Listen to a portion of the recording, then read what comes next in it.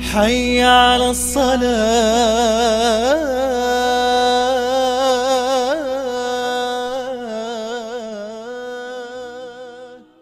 الله أكبر الله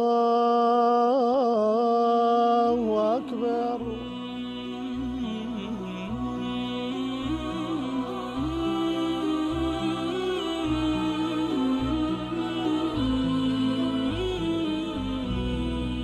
حي على الصلاة.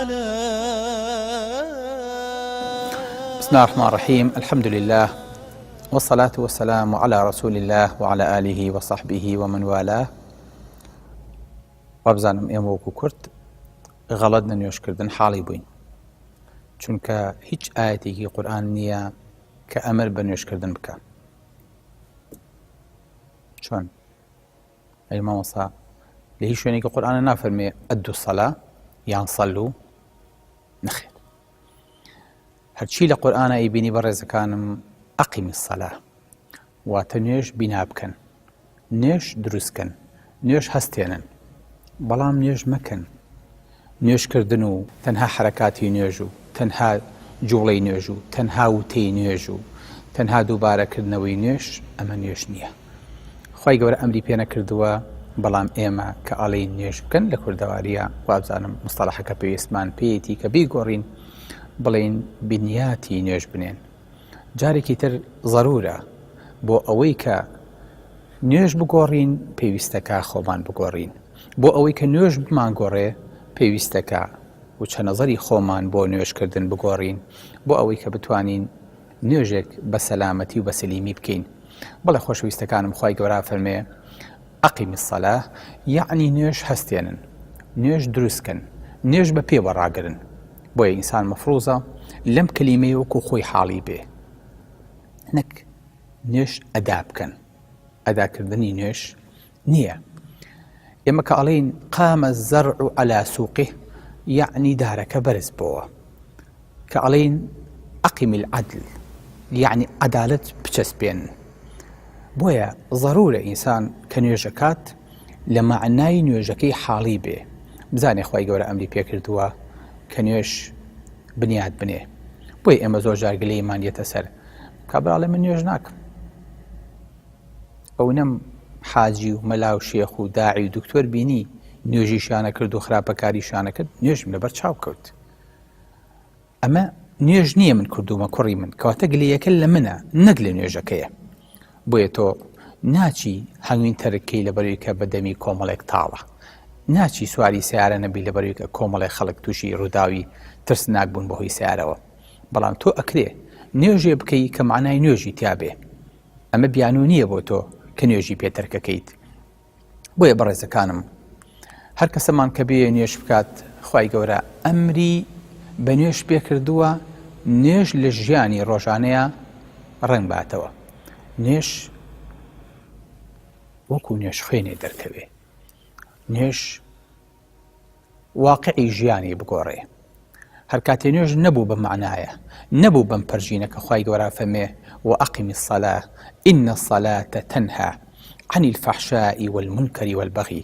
هەر کاتێ نوێژ نەبوو بەم پەرژینە، مریشک خۆی پیا کرد، بزن خۆی پیا کرد، مارومێرو خۆی پیا کرد، ئەمە پەرژین نییە تۆ بۆ نوێژەکە داناوە. خوای گەورە ئەیوێ نوێژەکە پەرژینێ بێ، نوێژەکە وایفایە بێ، نوێژەکە هالەیەکی هەبێ، نوێژەکە وا دروست بکە کە لە ژیانی خۆتا هەز بە ئەوە بکەیت کە تۆ نوێژەکەیت لەگەڵ خەڵکێکا کە نوێژ ناکات جیاوازی هەبێ. هەر کاتێ نوێژ ئەم معنایی تیانە هاتە دی، مژدەتان بەمێ ئەمە نوێژ نییە.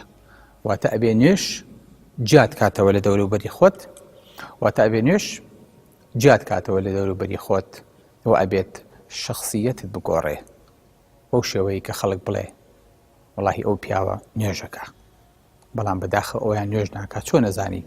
چونکە لە ئاکار و ڕەفتار و شخصیەت و کەسایەتی ئەم کەسەیە دیارە کە ئەمیان نوێژەکە، ئەمیان نوێژ ناکات. هەر کاتی نوێژ ئاوای لێهاو فعلا معنای نوێژ حاڵی بووین. بۆیە خۆی گەورە فەرمێ ئوتل ما ئوحی ئیلەیکە من الکتاب وأقم الصلاة. بۆ چونکە ئین الصلاة تەنها عن الفەحشاء والمنکر، نوێژ هەستێننەوە، نوێژ دروستکەن، نوێژ بنیاد بنێن چونکە نوێژ نەهیەکە لە خراپەکاری و لە زیناکردن، لە فەحشا و لە هەموو تاوانێکە بکرێ. واتە ئینسانی موسڵمان کە نوێژی کرد درۆ ناکە، غیبەت ناکە، جاسوسی ناکە، غەش ناکە، زوڵم ناکە، تاوان ناکە، نەزەر ناکە. هەرچیەکیش معنای نوێژی لێ تێک بە نایکە، بۆ چونکە نوێژ نەهی لەمانەکە. بۆیە جارێکیان سەحابەکان پرسیارەکەن لە پێغەمبەری خوا صلی الله علیه وسلم فەرمێ ئین فولانا یصلی باللیل فإذا أصبح سرق. ئەی پێغەمبەری خوا فڵان کەس شەو نوێژەکە، بەڵام کە ڕۆژی لێبووەوە دزیەکە. پێغەمبەری خوا صلی الله علیه وسلم زۆر بە جوانیە فەرمێ ئینه سەینهاه ما تقول.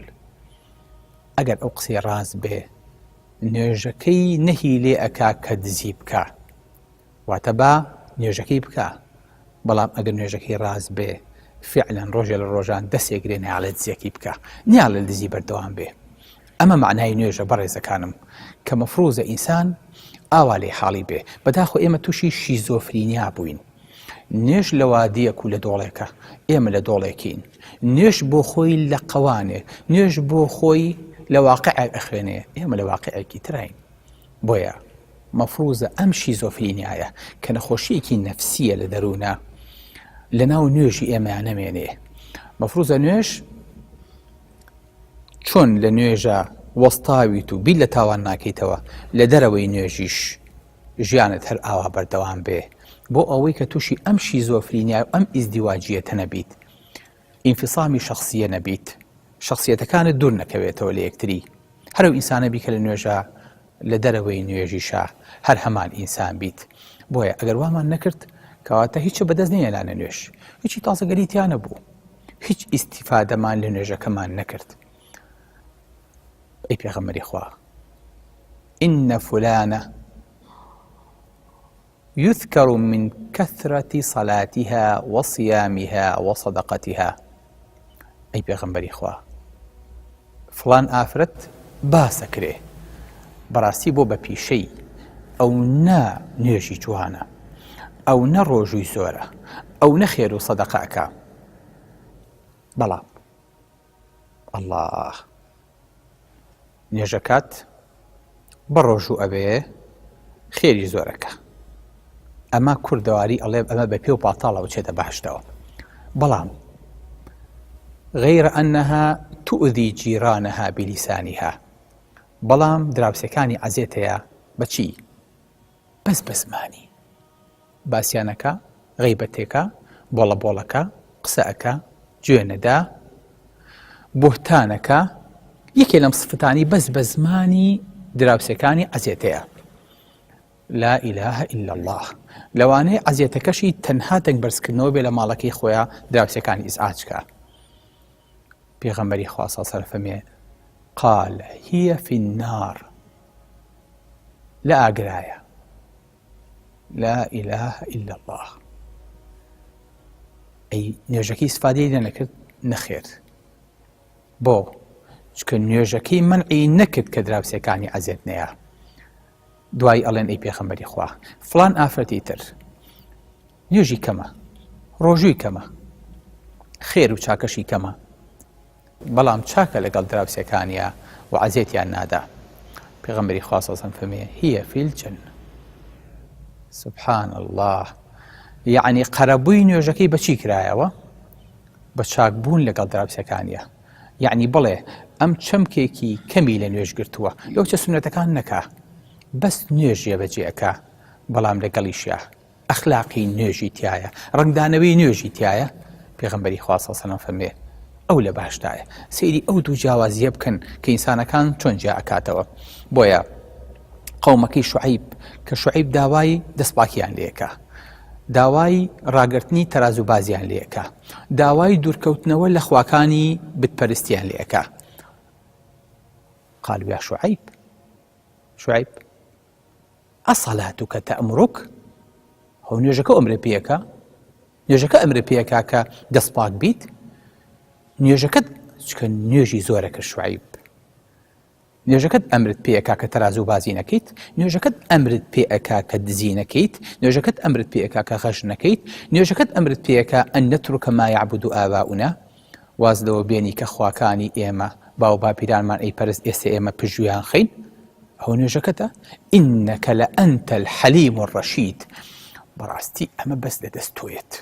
مادەم تۆ پیاوێکی نوێژ خوێنیت، فعلەن تۆ پیاوێکی نوێژەکەت ڕنگدانەوەی لەسەرت هەیە، حەلیمیت وەڕەشیدیت، پیاوێکی جوامێریت، پیاوێکی بە سەبر و لەسەر خۆیت. سبحان الله. یعنی شوعیب چەند نوێژێ کرد، ڕنگدانەوەی لەسەر ژیانی خۆی هەبوو. بۆیە ئەمان تەسەوریانە کرد ئەمە باگراوندی نوێژ بێ کە شوعیب قسەی پێیەکا کە تەرازوو بازی نەکەن، کە بتەکان نەپەرستن. چونکە من پێم سەیرە کابرایان نوێژە کات و لەگەڵ جەمعێکی ئەلمانیایە، کابران نوێژە کات و بە دەستورێکی غەیری دەستوری خوای گەورە ڕازیە، کابران نوێژە کات و خوشەکانی مەحرومەکا لە میرات، کابران نوێژە کات و زوڵم لە ماڵ و مناڵێکە. باوکی من یان بە نوێژەکە تا بچۆرەوە یان بە تاوان و زوڵمەکە تا بچۆرەوە، بۆ ئەوەی کە بتوانی ئینسانێکی یەکسان بیت، ئینسانێکی متەزیم بی. چونکە پێغەمبەری خوا صلی الله علیه و سلم رأس الأمر الإسلام وعموده الصلاة وذروة سنامه الجهاد. ئەفەرمێ لوتکەی کارەکان ئیسلامە، بەڵام پایە و داکوتین و بنیادنان چییە؟ نوێژە. یعنی ئەوەی کە ئیسلامی لەسەر دروستە بێ، ئەو پایە و ئەو پایەڵەی کە ئیسلامی لەسەر دروستە بێ، ئەو بنیاتەی کە ئەینیت و چەند قاتی لەسەر بەرز دەگریتەوە، فاوندیشنەکەی و بەیسەکەی و ئەساسەکەی نوێژە. نوێژەکە لابەرە هەموو قاتەکانی تر ئەڕمێ. بۆیە مەفروزە بزانیت نوێژەکەت واتای زۆرە و حەق و واجباتی بەسەرتەوە زۆرە، ئەبێت لە ئاستی نوێژەکە تا بیت، یاخود نوێژەکەت ئەچێتە ئاستی تاوانەکانت و خوای گەورە پەنامان بە. بۆیە ئینسانێکە غەشەکا و دەسەبڕێ و تاوانەکا و سوێندی درۆ ئەخوا، قەت ئەو خوشوع ئەو تێکەڵبوونی لەگەڵ خوای گەورەیە بۆ دروست نابێ کە کەسێکی دەستپاکی داوێن پاکی ئیماندار لە کاتی نوێژات چۆنە دەرەوی نوێژیش ئاوایە بۆی دروستە بێ. بۆیە بەڕێزەکانم مەفروزە لەمە دووە ناوی نوێژکردن لە کردەواریە بگۆڕین بە بنیادنانی نوێژ و دروستکردنی نوێژ و بەرزکردنەوەی نوێژ و بەرز ڕاگرتنی نوێژ، بۆ ئەوەی کە فعلەن نوێژ نوری دیدەمان بێ. السلام عليكم ورحمة الله وبركاته. حي على الصلاة.